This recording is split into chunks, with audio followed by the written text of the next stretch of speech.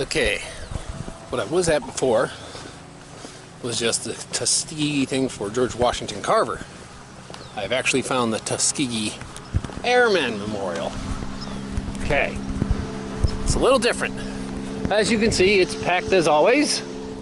Yeah, I guess like it's a weekday, so maybe on the weekends or when the schools like come here. But see what's here. I mean, this is an actual functioning airfield, and this is the airfield where they originally trained on. So, all right. See here, there's a couple placards that kind of describe what's going on. Kind of curious that there's more to this. It kind of inferred that you can go into these buildings, and these buildings are actually they're not hangars, they're museums. Which it looks like they are because they're not inside the fencing for the airport. Places where we learn to fly. Or can we? New vistas.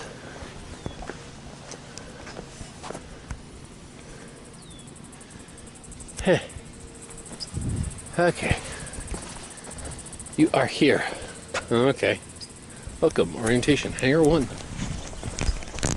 Well, as you can see, here we are, down inside it. Okay, so here they're just kind of describing what they kind of went through, you know, through parts and supply places. Back there they're building a few things. I'm sure some of the stuff has not aged well.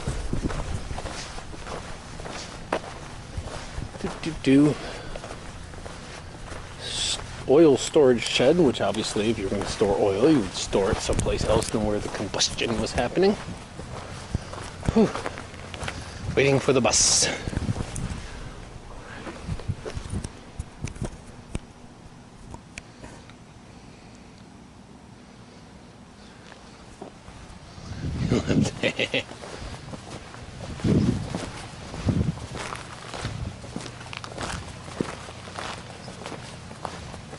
To eat. The cafeteria. Well, that's a brick building. Definitely be around in the 40s.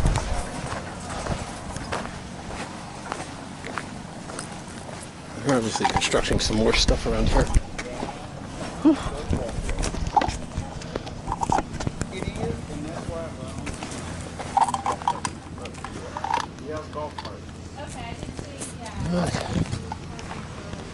Oh, okay. Do.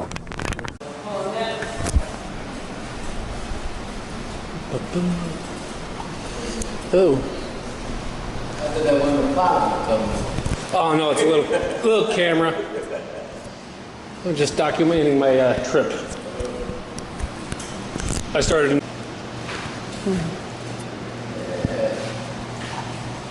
32nd Fighter Group. I thought they were the 99th. Graduates. Yeah, they are 99th Fighter Squadron. Initially named the 99th. Later they were, okay. Later they joined the 33rd. Okay.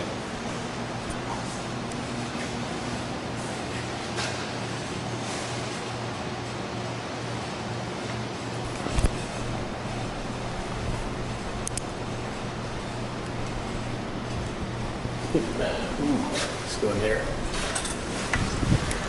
Yeah, they had to fight with Jim Crow laws. What are this? Oh, these are where the cadets were all from. 3 from New York, Connecticut, 4 from New Jersey,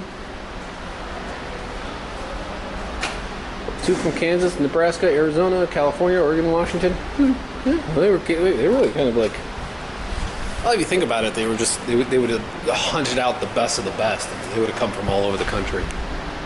It's also why they were such an elite squadron. Without knowing it, they made an elite squadron without intentionally wanting to.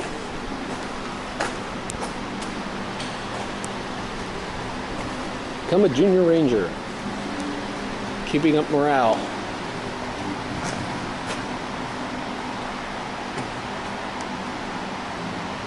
I don't know who that is.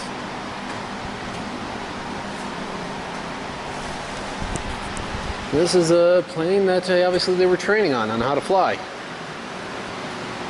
Yeah, I've seen a bunch of those. Those look like crop dusters around here now. You know, this is actually a pretty big museum with parachutes. Let's see here. Push button to hear audio.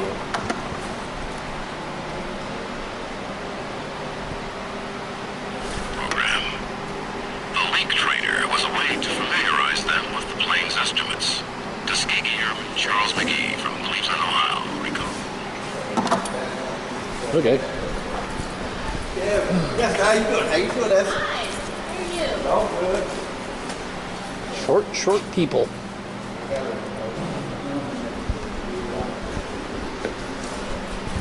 Who are these? Oh, these were, let's see here. Who's the, such a Tuskegee was instrumental establishing. Okay. The real place I know where this is from is I remember the HBO movie, the Tuskegee Airmen. This is the civilian staff. That was the military staff. Typically California, Chicago's prospecting and primary flight training program as a flight instructor. And all this stuff. Yeah. Okay. Okay. So they got their civilian and military staff. Then they got their flight. They trained some flight instructors. You know, really, when it comes down to it, you know, how one of the things the United States was really good at is that they rotated pilots in, and then they actually rotated the first pilots that had flown so well back out of combat in order to make them instructors. That was actually one of the issues like the Germans had, is that they didn't rotate out their pilots. So the same people kept training. So tactics would change in the air, and the Germans actually started to fall behind because their pilots, all their best pilots, were always out in the field and not training the new ones coming up. So they ended up losing a lot of people. This is the brother contact war. Victory. France, China, yep. Knowing your allies. Combat intelligence.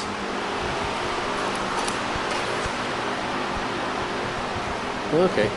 They're still working on some of the, I guess, the oral history presentations. I guess some of these things can be done where people talk. Art of flight instruction. Another plane that I guess they trained on. Please excuse our progress. One thing they're really putting a lot into building the way it was. I mean, I guess.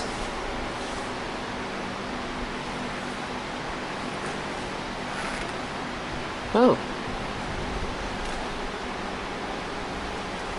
I guess a lot did wash out. Okay.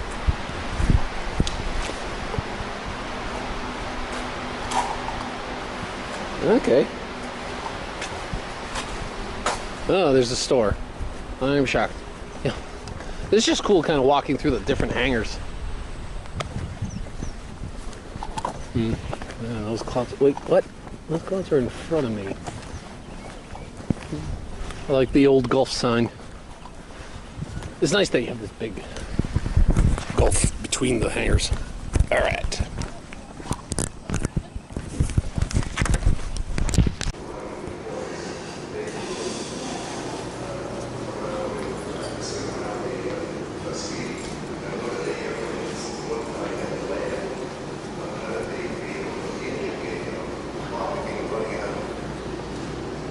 He saw the pilot get out, couldn't believe that the black was flying an airplane. And he thought maybe he had stolen the airplane. Literally, he had stolen the airplane. He was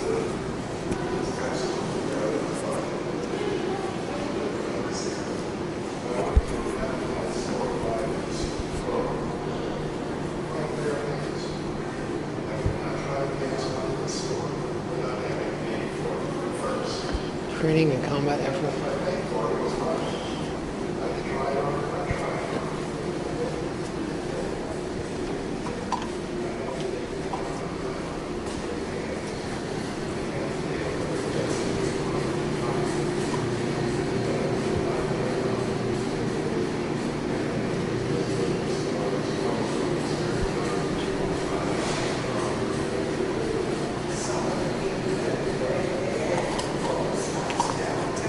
fighting for victory.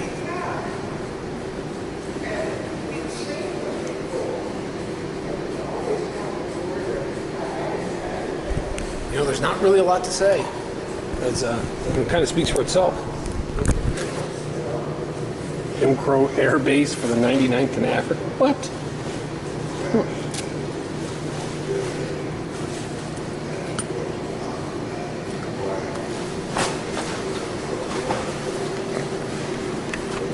And that's obviously the Mustang that they would ride in. I do remember the big red tail from the movie. They wanted to stand out. They were in Sicily. As we know. So this is their thing. 943, they land in Africa. And they go into the Italian operation. In 45, they're still operating in southern Europe. And that's obviously where the war ends. And they don't. Oh. Escorting heavy bombers. This is all the missions that some of them were doing, where I think something significant happened, because here they like heavy bombers of Germany, Hungary, Romania, Austria, blah blah blah blah blah blah.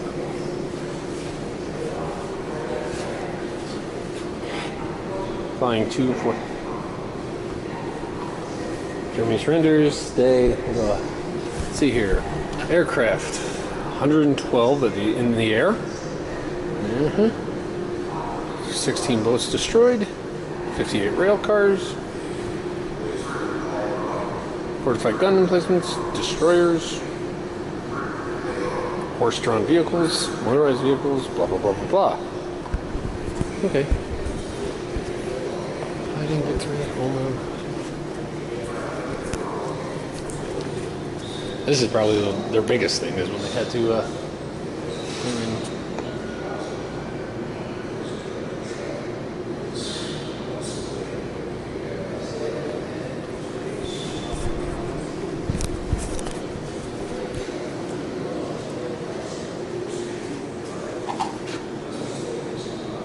see, this was the kind of thing is, you know, they're fighting when they're not treated fairly at home. You know, that guy, the German SS officer, you volunteer to fight for a country that lynches your people at home.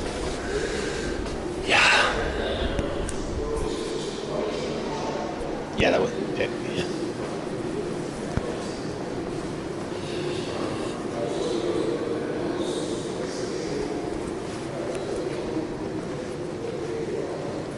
Well, let me watch some of these things. I'm not going to record them.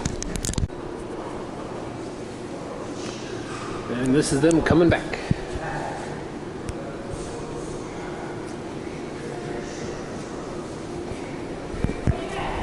I'm right here. Huh. Those are probably the survivors from 1987.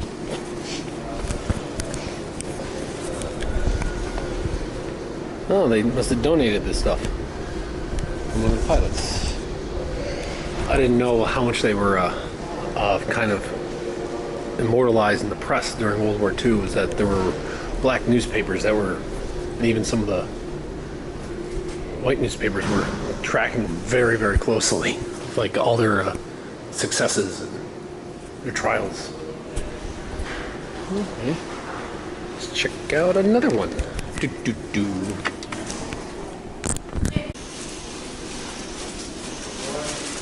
Okay.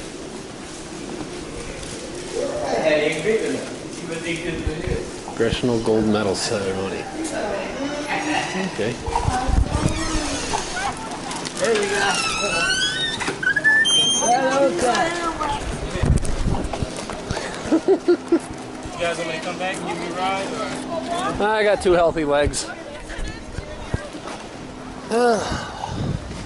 Overall, I like it. The interior there, if you got the time, check out the movie and some of the visual things, like hearing it in your own words is pretty cool. And I bet you it's going to get a lot better when they get done building the rest of the kind of like ground. I guess the movie set this all in motion and people started showing up to learn more. There's a lot to it, and Apparently the movie took some literary license here and there, but it's one gets to drive here. This is nice. I mean, I don't know how well it's marked, like to be able to find, because I had a little trouble finding it. But then again, I was using back roads, so no guarantee that might be easier if you're on the main highway than to point it out here. So there's definitely some constructions. Because if you look, you see the framework. They're building more things. This is good.